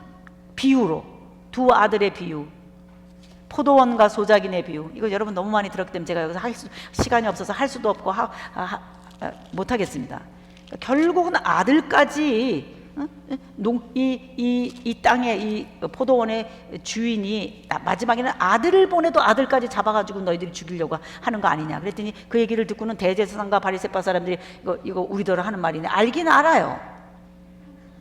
듣기는 들어요. 다시 혼인잔치 비유를 하시는 거예요. No comment. 대답 못하겠다. 예수님이 말하시는 거예요. 그러더니 혼인잔치의 비유를 말씀하셨어요. 너희들은 유대인이었다는 거예요. 여러분 지금 이 주제가 사도행전으로 넘어가고 로마서 갈라디아서로 넘어가면 유대인에게요 또한 헬라인에게로다 굉장히 중요한 주제 단어로 넘어가요. 이 비유가 주제 단어로 넘어가요. 이거는 창세기 12장의 주제이기도 해요. 너로 인하여 모든 민족이 복을 얻으리라. 결국은 목표가 chosen people, 선택된 민족이라고 불려지는 선민사상인 이스라엘 백성들의 잘못된 구원 개념이 아니라 하나님의 생각은 너로 인하여 모든 민족이 복을 받기를 원한 것이다. 이거를 팍 찍은 사람이 바울이에요. 그 누구도 못했는데 바울이 그거를 팍 찍은 거예요. 너로 인하여 모든 민족이 복을 얻으리라. 창세기 12장에서부터 화려하게 출발했던 너는 모든 민족의 복이 될 것이다. 이 내용이 어디에 가서 결론을 맺을 것이냐? 사도행전에 가서 결론을 맺어야 되는 거예요. 열방행전을 하는 거예요. 성경이 완성이 돼야 될 거 아니에요. 뭘 건드렸으면 두부라도 잘라야 될 거 아니에요. 칼을 뺐으면. 성경이 칼을 뺐단 말이에요. 너로 인하여 모든 민족이 복을 얻으리라. 한 명의 저자가 쫙 쓴 것도 아닌데 각각 썼는데 각각 히스토리인데 각각의 상황인데 아니나 다를까 사도행전에 가서는 열방의 복음을 전하는 사도행전을 창세기 12장을 만족시키는 사도행전을 드러낸단 말이죠. 그 사도행전으로 넘어가는 토스시키는 단어가 유대인에게요 또한 헬라인에게로다예요. 지금 유대인이 이 선택된 민족이라고 생각하고 있는 이 유다이즘, 유대교가 예수님을 죽인 거란 말이에요. 유대교가 죽인 거예요. 예수님은 그거에 대해서 비유로 말씀해서 소작인의 비유, 뭐 첫째 아들, 둘째 아이들의 비유, 이게 다 그건 거예요. 예언서 내용인 거예요. 예언서에서 그렇게 비유로 말한 것처럼 혼인잔치의 비유, 초대받지 않은 손님이 차라리 이런 말씀을 예수님께서 하신 것이 대제사장, 증경 대제사장뿐만 아니라 현재 대제사장, 서클인 대제사장들이라고 불리우는 단체, 그리고 리더십, 백성의 장로들 앞에서 하신 말씀들인 거예요. 일어난 일이에요. 그 다음 같은 날 22장 15절이에요. 바리새파 사람들이 이번에 나타난 거예요. 그래가지고 그래 당신에게 우리가 지금 질문하겠는데 세금 문제, 자 가이사에게 세금을 바치는 것이 가하냐? 여러분 아시죠? 하나님의 것은 하나님에게, 가이사의 것은 가이사에게. 이것도 흠집 잡으려고 지금 신학 논쟁으로 던진 거예요. 예수님 잡겠다는 겁니다. 지금 신학적으로. 왜 이 사람들이 이럴까요? 민중을 떼어내려고 그러는 거예요. 백성들을 떼어내려고, 선생이 아니라고 하려고 지금 하는 겁니다. 악착같이 뭔가 흠집을 잡아내, 흠집해야 되니까. 그 다음 23절 보세요. 같은 날, 이게 화요일이에요. 이번엔 사두개파예요. 아예 작정을 하고 달라붙은 게 화요일이에요. 그래서 저는 이걸 화요일 신학 논쟁이라고 용어를 썼어요. 화요일 신학 논쟁. 이번엔 사두개파 사람들이 더 이상 해결하지 못할 질문, 선생이라고 말할 수 없도록 만들기 위한 질문을 가져옵니다. 계대결혼. 와이프는 한 사람인데 형수인데 형의 아내인데 밑에 쭈르르 형제들이 다 죽었다. 나중에 천국 가면 누구의 아내가 되겠나. 사두개파 사람들은 부활을 안 믿었거든요. 그러니까 부활을 증명해라. 그러니까 부활에 대한 자기네들이 가지고 있는 신학적인 견해를 예수님에게 통과시키려고 지금 이 질문을 한 거죠. 여러분 아는 대로 너희는 능력도 하나님의 능력도 말씀도 오해하였도다. 그러면서 너희들이 이렇게 말하지 않니? 아브라함의 하나님, 이삭의 하나님, 야곱의 하나님. 너희들이 왜 아브라함의 하나님이라고 말해? 아브라함이 살아있다는 뜻이야. 왜? 하나님은 산 자의 하나님이지 죽은 자의 하나님이 아니잖아. 죽어있는 자의 하나님 이렇게 하면 안 되니까 너희들이 말하는 게 틀린 거야. 아브라함의 하나님, 이삭의 하나님, 야곱의 하나님, 산 자의 하나님이다. 그러므로 아브라함은 살았고 이삭이 살았고 야곱이 살았다. 그러므로 부활은 있다. 끝. 이렇게 논쟁하신 거야. 그러니까 이게 성경에 써있는 이 내용이 그냥 우리가 읽을 때는 막 뭐가 어떻게 됐다는 건지 막 이리 갔다 저리 갔다 하는 것 같아도 당시 예수님의 그 역사적인 시간 속에서 하루하루의 구체적인 정황이 이렇게 흘러가기 때문에 이런 것들이 쓰여진 게 우리한테는 복잡하게 느껴져서 그렇구나. 이렇게 생각하시면 될 거예요. 자, 이번에 바리새파 또 나타났어요. 가장 큰 계명이 무엇이냐? 첫째도 둘째도 하나님 사랑, 이웃 사랑. 이게 완전히 화요일 그거예요. 자, 그 다음에 이제 클라이막스가 41절에서 46절이에요.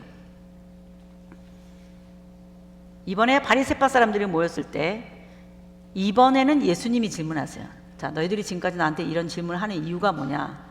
네가 그리스도냐? 네가 누구냐? 이것 때문에 출발한 거 아니냐? 자, 여러분 대단하십니다. 진짜 완전 고시생들처럼 어쩜 이렇게 눈이 반짝반짝하게 조는 사람 한 사람 없이 정말 대단하십니다. 정말 대단하십니다. 고맙습니다, 여러분.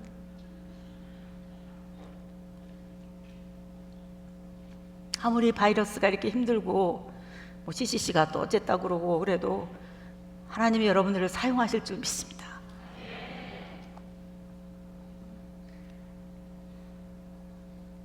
이게 재밌는 얘기도 아닌데 얼마나 딱딱한데 니네들은 또 뭐니 앞에서?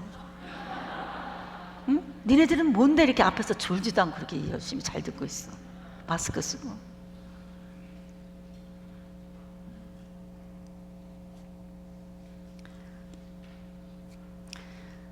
이번엔 예수님이 반문한 거예요. 그럼 니네들은 도대체 그리스도를 누구라고 생각하니? 이렇게 물어보시고 이제 거꾸로 그 사람들이 물어봐. 네가 그리스도야? 이번에 예수님이 거꾸로 그러신 거예요. 너희들은 그리스도를 누구라고 생각하니? 이렇게 물어봤어요. 그랬더니 그 사람들이 이렇게 말했어요. 다윗의 자손입니다. 왜? 우리가 구약에서부터 쭉 공부했잖아요. 다윗의 후손을 통하여 하나님의 나라가 이어져 영원할 것이다. 이렇게 예언되어 있기 때문에 또 그뿐만 아니라 다윗이 선지자처럼 예언하듯 시편 110편에서 다윗이 이렇게 얘기했거든. 주께서 나의 주에게 말씀하시기를 내가 네 원수를 네 발 아래에 둘 때까지 굴복시킬 때까지 너는 내 보좌 우편에 앉아 있으라. 이렇게 말했는데 여기서 말하는 주께서 나의 주에게 말씀하셨다. 이게 다윗의 후손 누군가가 네 보좌 옆자리에 앉을 존재이다 라고 말했는데 그때 네 다윗의 옆자리에 앉을 그 존재가 곧 그리스도다 이렇게 가르쳐 왔거든요. 이 본문 가지고 그리스도란 누구인가? 그리스도를 알 수 있는 심틈이 있어요. 그리스도를 알 수 있는 증상, 표적이 있는 거예요. 표적. 하늘로서 오는 표적이어야 된다.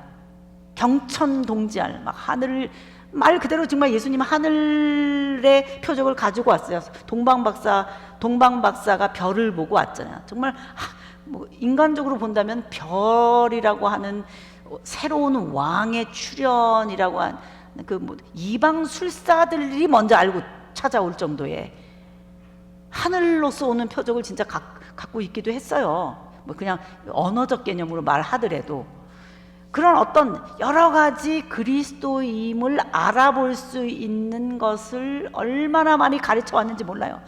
그게 제일 많이 있는 부위가 이사야서인 거예요. 이사야서에 보면 그리스도가 어떤 존재인지 나와 있는 내용들이 너무나 많기 때문에 그들이 열심히 이사야서를 공부한 거예요. 그래서 이사야를 공부한 거예요. 시편에도 너무나 많은 거예요. 십자가에 못 박혀 돌아가시는 장면 뭐 이런 것뿐만 아니라 시편이 너무 많아요. 오늘날 내가 너를 낳았다라든가. 그러니까 오늘날 내가 너를 낳았다라는 말이 아들이라는 뜻이라는 거예요. 어려운 개념이에요. 하나님이 아들도 있다. 응? 하나님이 아버지 하나님도 있고 하나님이 아들 하나님도 있다. 이게 얼마나 어렵냐고요. 그 어려운 것을 성경적으로 그들이 이해하기 위해서 쓴 것이 오늘날 내가 너를 낳았다예요. 하나님이 그러셨다는 거예요. 오늘날 내가 너를 낳았다. 그래서 히브리서 기자 같은 경우도 언제 천사 보고 오늘날 내가 너를 낳았다 이런 천사가 있냐는 거예요. 천사 보고도 그런 말 하지 않았다는 거예요. 누구한테만 했냐? 그렇게 그 말을 들을 만한 존재는 예수 그분밖에 없었다. 그렇기 때문에 그 말은 Son of God, 하나님의 아들이라고 말할 수 있는 거라는 거예요. 이 땅에 온 그분은 하나님의 아들이라, 하나님의 아들인데도 야훼시라는 거예요. 이게 진리라는 거예요. 지금 이게 얼마나 어려운 개념인가. 예수님도 이거를 당시 1차 청중들에게 말하는 것이 어려운데 할 수 없어요. 성경적으로 해야 되는 거예요. 너희들은 그리스도를 누구라고 생각하느냐? 우리가 그렇게 배웠다. 오케이, 너희들 그렇게 배운 거 나도 알고 있어. 시편 110편 다윗이 말하기를, 주께서 나에게 주에게 말하시기를. 그러면 다윗이 자기 후손으로 오는 그 누군가를 그리스도라고 너희들이 지칭하는데 자기 후손 보고 주라고 말하냐? 왜 후손을 나의 주님이라고 다윗이 말했겠냐? 여기서 주는 야훼니라, Lord로 번역했군요. 주께서 나의 주에게. 이거 여기서 말하는 주는 야훼 하나님일 수밖에 없다. 야훼 하나님께서 야훼 하나님에게, 주께서 나의 주에게 I am he, 이것처럼 여기서는 시편 110편 갖고 증명하신 거예요. 그러므로 다윗의 후손은 야훼이시다 이렇게 말씀하신 거예요. 그랬더니 그런 생각은 해본 적이 없는 거예요. 이 본문만 가지고 해봤지. 다윗의 후손이야, 다윗의 수손, 다윗의 별 이러면서 해왔는데 이렇게 말하니까 할 말이 없는 거예요. 그때부터 자 보세요. 아무도 질문하는 사람이 없다. 끝! 꼬리 내렸어요. 누가? 신학자들이. 지금 시편 110편 갖고 예수님은 다윗의 후손으로 오는 분이시나 그분은 하나님이시다, 이게 성경적으로 증명을 만인들 앞에서, 대제사장들이나 이런 바리새파들 그룹 앞에서 예수님이 하신 거예요. 대답을 하고 변론을 다시 반증을 하고 이런 게 아니라 더 이상 아무도 대답을 못하게 했다 이 말이에요. 그러기 때문에 더 이상 아무도 질문을 예수님께서 결국 이거 이렇게 해서 승리를 하셨다는 거예요. 저는요 어렸을 때부터 가정예배 맨날 드리면서 모든 게 다 이상하고 그랬지만 진짜 이상한 것 중에 하나가, 예수님은 왜 내 이웃을 내 몸처럼 사랑하라, 원수를 사랑하라 이렇게 하시면서 예수님의 원수는 안 사랑하나, 이게 힘들었어요. 이 독사의 자식들아. 23 지금 우리 본문 본 22장 이 다윗의 후손 이거 얘기 있잖아요. 그 다음에 23장에 보면요, 그 다음에 이어서 나오는 게 뭐냐면 이렇게 지금까지 물어왔던 이 사람들을 향하여 하시는 말씀. 이 독사의 자식들아, 이 눈을 멀어가지고 다른 사람들을 인도하고 있는 이 율법학자들 바리새파 사람들아, 너에게 화 있을진저 이 독사의 자식들아, 이 위선자들아, 이 이중인격자들아, 막 이러면서 막 계속 욕을 하시는 거예요. 아니 왜 원수를 안 사랑해? 이게 전 너무 이상한 거예요. 제가 깨달은 게 뭔지 알아요? 지금 예수님은 시편 110편 이 말씀과 함께 하나님의 보좌 우편에 앉아 계신 심판주예요. 하나님의 보좌 우편에 앉아 계시다가 저리로서 산자와 죽은 자를 심판하러 오시리라. 이제는 시편 110편에 예수님은, 하나님의 보좌 우편에 앉아 계신 예수님은, 이제까지는 그 발등상에 이 원수들을 굴복시키지 않지만 이제 굴복시키게 돼서 시편 110편의 수준이 이제 올 때에는, 즉 요한계시록 4장 5장 하이 크리스탈로지 고기독론과 같이 예수님이 누구신가, 예수님의 승귀 낮아지셨으나 이제는 부활하시고 승천하시고 하나님의 보좌 우편에 앉아 계시다가 저리로서 산자와 죽은 자를 심판하러 오시리라. 이 심판주 하나님의 보좌 우편에 앉아 계신 어린 양으로서의 심판의 메시지를 예레미야처럼 지금 이 시대에 하나님의 백성들을 이끌어가야 될 리더십인데도 바르게 하지 못하고 있는 이들에게, 마치 예레미야가 예루살렘 망한다, 너희 지도자들 망한다, 멸망이야, 망한다고 이렇게 말한 것과 같이 똑같이 지금 23장에서 이들을 향하여 심판의 메시지를 선지자처럼 전하고 있는 내용인 것.